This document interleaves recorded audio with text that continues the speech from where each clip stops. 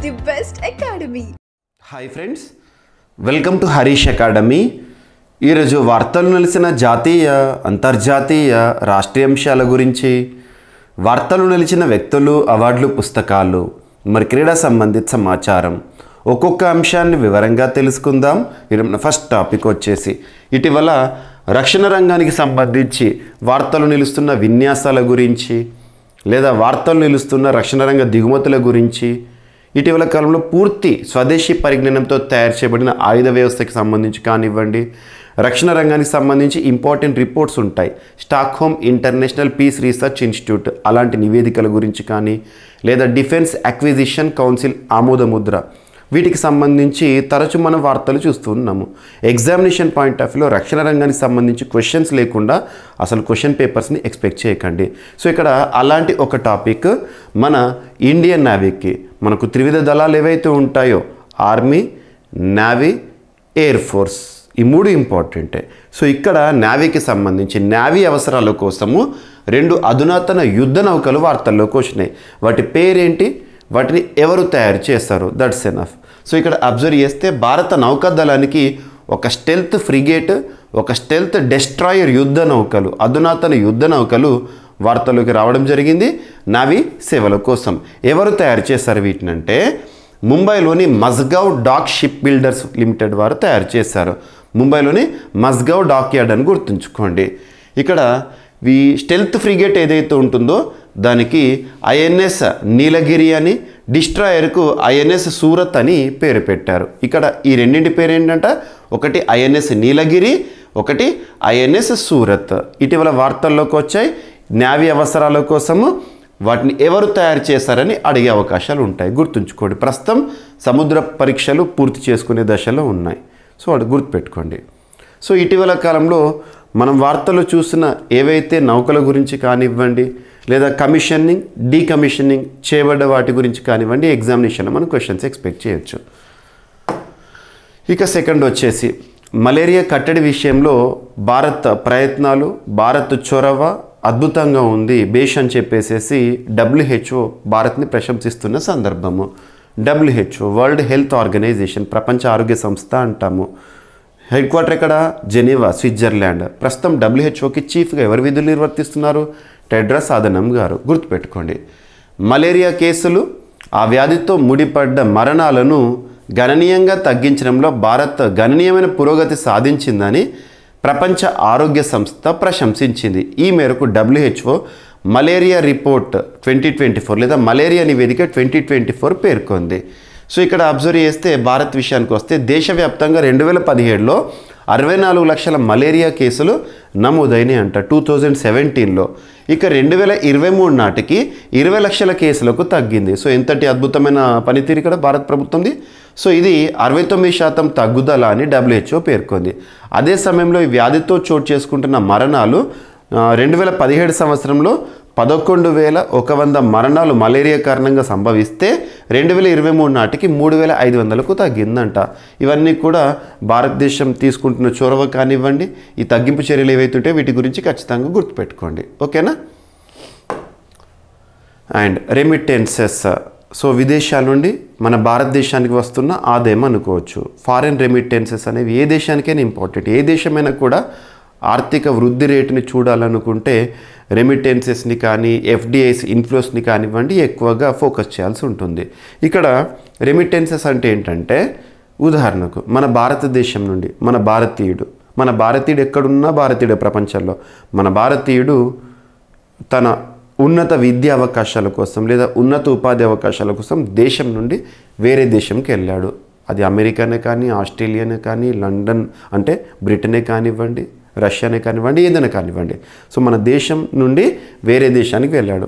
అక్కడ తను ఉపాధి పొంది సంపాదిస్తున్నాడు. సంపాదించగా తన ఖర్చులన్నీ పోను, మిగిలింది ఏం చేస్తాడు, తను మన భారతదేశానికి పంపిస్తాడు. వాళ్ళ పేరెంట్స్కి, వాళ్ళ చుట్టాలకు పంపిస్తారు కదా, దీన్ని రెమిటెన్సెస్ అంటాం. అలా ప్రపంచంలో హైయెస్ట్ రెమిటెన్సెస్ ఏ కంట్రీకి వస్తాయంటే భారతదేశానికి వస్తాయి. ఈ రెమిటెన్సెస్కి సంబంధించి నివేదికను విడుదల చేసే సంస్థ ఏంటంటే వరల్డ్ బ్యాంక్, ప్రపంచ బ్యాంక్. వాషింగ్టన్ DC కేంద్రంగా పనిచేస్తుంది. వరల్డ్ బ్యాంక్ 14th చీఫ్గా ప్రస్తుతం ఎవరు విధులు నిర్వర్తిస్తున్నారు? అజయ్ బంగా గారు, భారతీయ మూలాలు ఉన్న వ్యక్తి. సో ఈరోజు వరల్డ్ బ్యాంక్కి సంబంధించి రెమిటెన్సెస్ గణాంకాలు అనేవి వార్తల్లోకి వచ్చినాయి. ఇండియా స్టిల్ టాప్స్, ఇప్పటికీ కూడా భారతదేశం టాప్లో ఉంది గ్లోబల్ రెమిటెన్సెస్ 2024 సంవత్సరానికి గాను అని చెప్పేసి ప్రస్తుతం భారతదేశానికి రెమిటెన్సెస్ రూపంలో ఏ విధంగా వస్తున్నాయి అంటే $129 బిలియన్ ఇన్ 2024. గుర్తుంచుకోండి.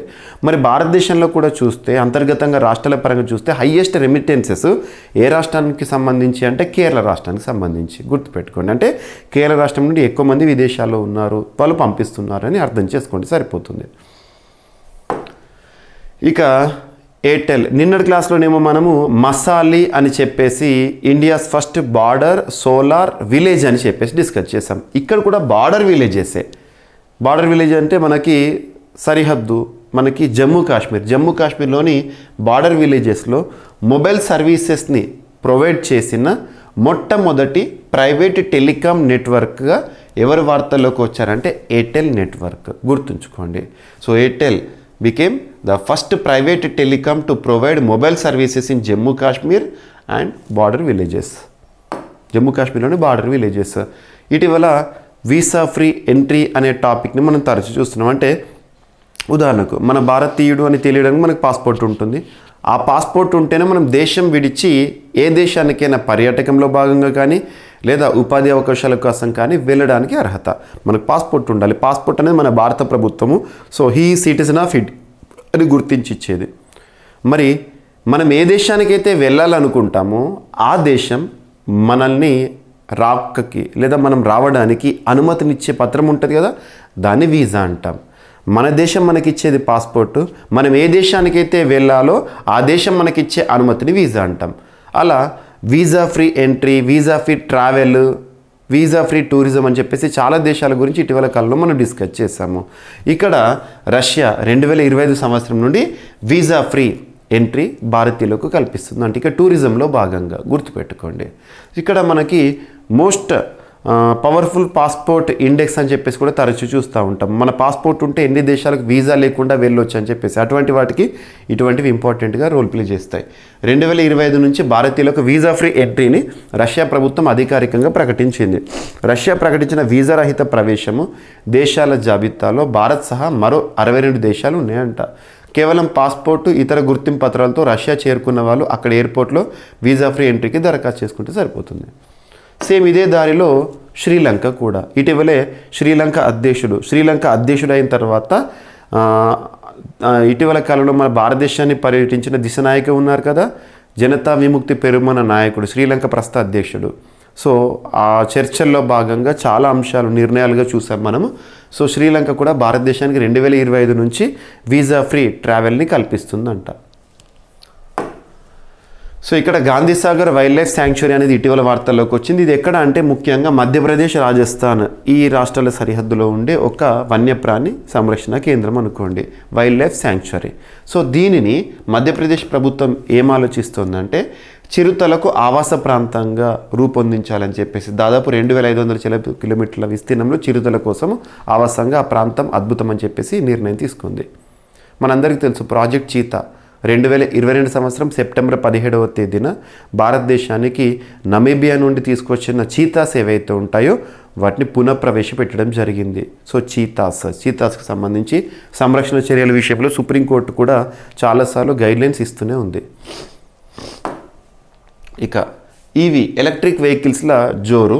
ఇక్కడ వాహన్ పోర్టల్ రిజిస్ట్రీ ఏదైతే ఉంటుందో మనకు పోర్టల్ అధికారిక గవర్నమెంట్ వెబ్సైట్ ఏదైతే ఉందో దాని ఆధారంగా దేశంలో విద్యుత్ వాహనాల సంఖ్య, ఎలక్ట్రిక్ వెహికల్స్ సంఖ్య గడిచిన 3 ఏళ్లలో భారీగా పెరిగిందంట. 2022లో 10.25 లక్షల వాహనాలు అమ్ముడైతే 2023లో ఆ సంఖ్య 15.32 లక్షలకు పెరిగింది. 2024 డిసెంబర్ 15 నాటికి దేశవ్యాప్తంగా అమ్ముడైన వాహనాలు 19.26 లక్షలు. ఈ 3 ఏళ్లలోనూ అత్యధిక వాహనాలు అమ్ముడైన రాష్ట్రం ఉత్తరప్రదేశ్ కావడం విశేషము. 2024లో 1,00,000కు పైగా వాహనాలు అమ్ముడైన రాష్ట్రాల సంఖ్య 6 అంట. 2023లో ఇది కేవలం 3 ఇక బ్యూరో ఆఫ్ ఎనర్జీ ఎఫిషియన్సీ గణాంకాల ప్రకారం దేశంలో డిసెంబర్ 10 నాటికి ఉన్న public electric vehicle charging stations 25,202. 2024లో ఆంధ్రప్రదేశ్లో అమ్ముడైన ఎలక్ట్రిక్ వెహికల్స్, ఈ 3 ఏళ్లలో ఏపీలో అమ్ముడైన మొత్తం వాహనాలు. సో ఇవి గుర్తుంచుకోండి. ఇక టాప్ విషయానికి వస్తే ఉత్తరప్రదేశ్ 2024లో అమ్ముడైన ఇవి లక్షల్లో Uttar Pradesh top, second Bihar, third Karnataka, next Maharashtra, Rajasthan, Tamil Nadu గుర్తుపెట్టుకోండి. ఇక జమిలీ ఎన్నికల గురించి తరచూ మనం డిస్కస్ చేస్తున్నాం. ఇటీవల జేపీసీ ఏర్పాటైందని చెప్పేసి. సో ఆ జేపీసీలో భాగంగా ఫస్ట్ 30 మంది సభ్యులు అనుకున్నాం, ఇప్పుడు 39 మంది సభ్యులు. మరి జేపీసీకి హెడ్గా చైర్పర్సన్గా పిపి చౌదరి గారిని ఎంపిక చేయడం జరిగింది. సో జమిలీ ఎన్నికల కోసం కేంద్ర ప్రభుత్వం లోక్సభలో ప్రవేశపెట్టిన 129వ రాజ్యాంగ సవరణ బిల్లును అధ్యయనం చేయనున్న సంయుక్త పార్లమెంటరీ కమిటీకి రాజస్థాన్ ఎంపీ పిపి చౌదరి నేతృత్వం వహించనున్నారు. ఈ మేరకు స్పీకర్ ఓం బిర్లా గారు నిర్ణయం తీసుకున్నారు, గుర్తుంచుకోండి. ఓకేనా. సో పిపి చౌదరి గారు. మరి జేపీసీ సభ్యులుగా మన తెలుగు ప్రాంతం నుండి కూడా వ్యక్తులు ఉన్నారు. సో ఎంతమంది మొత్తం అని గుర్తుంచుకోండి, 39 మంది జేపీసీలో. ఓకేనా. సో వారికి సంబంధించిన ప్రత్యేకత ఏంటి అదంతా కూడా మనం ఎర్లీ క్లాసెస్లో చూసాము.